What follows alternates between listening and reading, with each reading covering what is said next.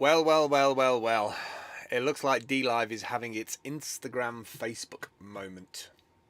Uh, let's unpack it a little bit because it's a little bit more complicated than just buying a community and assets and data, a little bit like the Instagram acquisition by Facebook. But I feel like there is a correlation, and it's kind of systemic across the whole IT sector, to be honest. Um, First of all, there's going to be loads and loads of positives and loads of negatives for people involved with dlive, around dlive, for the Steem blockchain, for the people who run dlive. So I want to try and just touch on a few of those. I don't want to have too much drama about it. So straight out of the gate, I'm going to say thank you to dlive for all of the upvotes, all of the communication, all of the back and forth. I think they built an amazing decentralized live streaming platform on top of the Steem blockchain. I think Ned was right to give them a delegation. I think getting it to where it was and showing what's possible on the Steem blockchain was amazing. And I'm not sure if dlive is open source, but if it is, I heartily suggest somebody taking what there is there today and building something else back on the Steem blockchain. So first of all, I haven't got any ill feeling against dlive's team up to the announcement, right? Like, great upgrades, great updates, great community on Discord. Felt invested in terms of upvotes. Love the platform. They did some incredible stuff with the platform with speed, uploading, using Amazon storage, and just prettifying the site, making it really nice. You could see that they had like a culture there, right? So no ill feeling there. Now, after this transition, I want to kind of go into some of the goods and the bads. I think from a standpoint of thinking this is for the community, I think that's way wrong. I don't feel this move is for the community whatsoever. Right? I feel like this is almost like a startup being acquired, right? I kind of feel like it's a blockchain looking for a product. And what bemuses me more than anything is why you would. Well, here's the thing. I'm on both sides of the fence. I can kind of understand why they're walking away from the Steem blockchain if the reliability, because we've had this downtime recently, maybe that got investors and people a little bit rattled. If it is a TPS thing, transactions per second thing, and they've got partners waiting in the wings to accelerate this, then I can kind of understand that.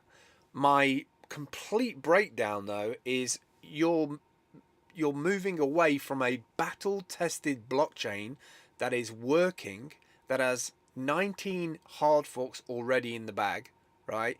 You're moving into a new hard fork in 5 days' time, and you're swapping to a testnet, an untested, unused, with no kind of, as far as I know, payout system in the same way that the Steem blockchain has.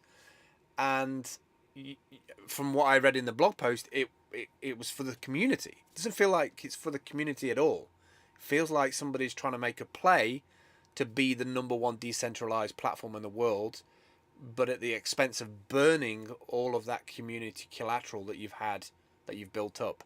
I'd love to know Ned's opinion on this. I feel like Ned's probably pretty angry right now, or at least I would be. I'd feel a little bit disenfranchised, even though they've delivered the idea that it's possible to run a decentralized live streaming platform on top of the Steem blockchain. We're trying to get towards thousands of apps, not have some apps for a while and then they diminish off. I think Steem Monsters is going to be the biggest one for Steem blockchain. I think that's going to bring a whole bunch of like gaming audience into the platform, which I can't wait for, because I feel like the core component, the core team of that is ride or die Steem blockchain till the end of days. Like, let's see how far we can take this blockchain. I feel like Graphene has not even like broken a sweat yet. I feel like we've got so much more room to breathe in this. Why like keep reinventing the wheel with stuff? Why not take something and build and build and build and build? And the fact there's still a passion out there by developers for the Steem blockchain says to me that there's no reason, at least in the short term, to move. So a lot going on in my mind about it. I had a look at this Lino network, build decentralized autonomous content economy. Now, you know, it says all the right things, but then when you scroll down, it's like tracker, Lino, blockchain tracker soon, wallet soon. And then there's this kind of like dlive, the largest live streaming DApp in the world, is now on the testnet. Can become a killer app that stands out from all the dApps in the world. Like, man, is that all we do now? Is that all we do? Is the game just to be the biggest gloat, like ego-centric? Like, I don't get it. I don't get it. You've kind of turned your back a little bit on the Steem community, and I'm not read through the comments, but I'm sure they're pretty pissed about it. I kind of this race to the bottom is beyond me, really, if I'm honest. The only reason why you would consider it being the number one steaming live streaming app in the world is there's nothing else out there. There was nothing else out there powered by a blockchain that worked as stable as the Steem blockchain does. And I don't think anybody in the centralized live streaming world like Twitch or YouTube even knows about dlive. So it might be number one to you, and it might be number one to the community of people that are on there, but the outside world, the early mover advantage is already in the Amazon Twitch camp, right? So you got to convince those people to come across.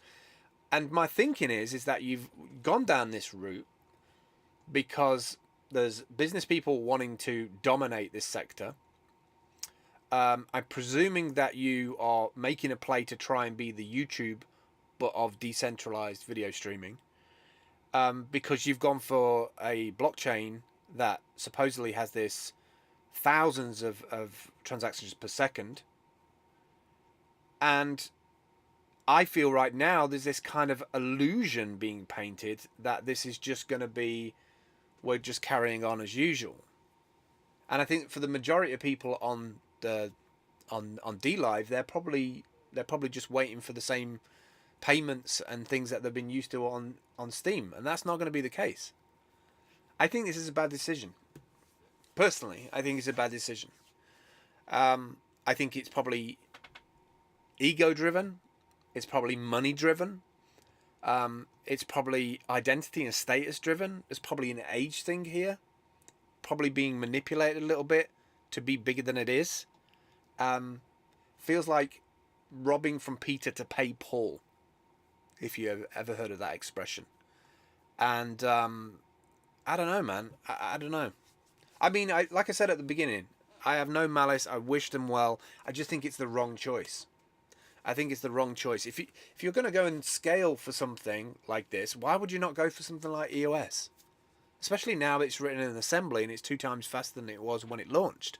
Like, that's kind of in the same ballpark bed area. Yes, you've got that whole like Dan versus Ned, but really, do we have that? I mean, really, we want difference, right? We want a decentralized live streaming platform which incentivizes, right? Why are we constantly trying to level up? Like, we have the fastest this, we have the fastest it. I feel like this is going to fail. I feel like dlive will fail now. I feel like in a year or so's time we'll see like this rollover, or something will happen. The technology will be built out, and it will be ported to this. There is a opportunity right now, I think, for a decentralized platform similar to the way that dlive was built to operate on multi-different chains. Maybe EOS, maybe sidechain Steem in there, and just have a decentralized platform, and you pick what blockchain you want to use, which one you have value in, money in, investment in, time in their communities in. I think this whole idea of just swapping to something because it looks like it's going to be better when it's not even got a testnet running, that's not smart to me. I mean, maybe this is purely just a business move, right? This is definitely not for the community though. So don't try and convince me it's for the community, because it's not. It's really, really not, because you've kind of done a number on them.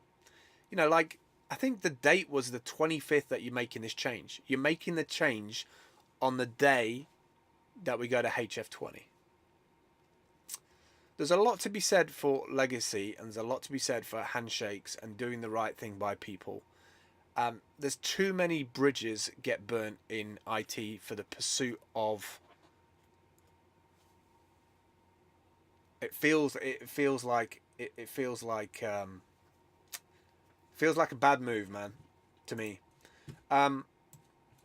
Upsides from this. What can I say about upsides? Okay, so from a business perspective, because it seems like now they've been probably entertained by a bunch of investors, or maybe had a bit of a conversation, and the Lino network is looking for a killer product that's already got some heritage out there.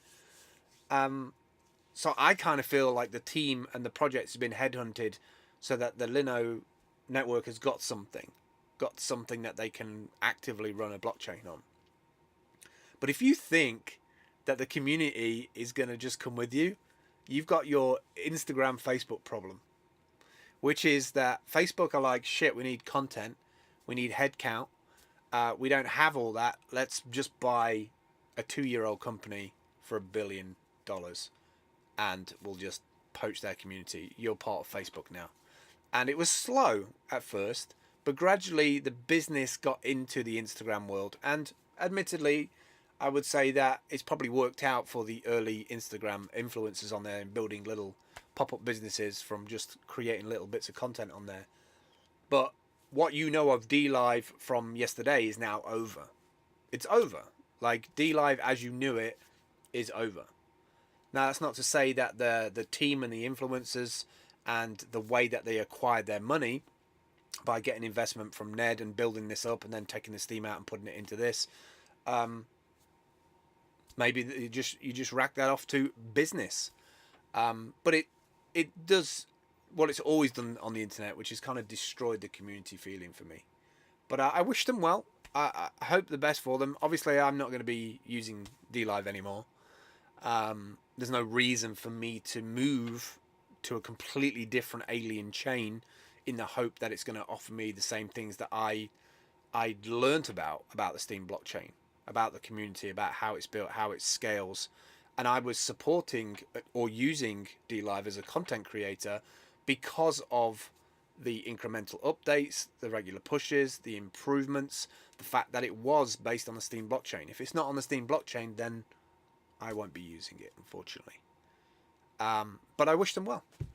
I wish them well. I think it's the bad choice, and I think once the pain's over, I think we need to find a team that is willing to do a similar thing, a similar kind of dlive, because there is a huge opportunity to get gaming and advocates and influencers, even just the top 100 people in the world.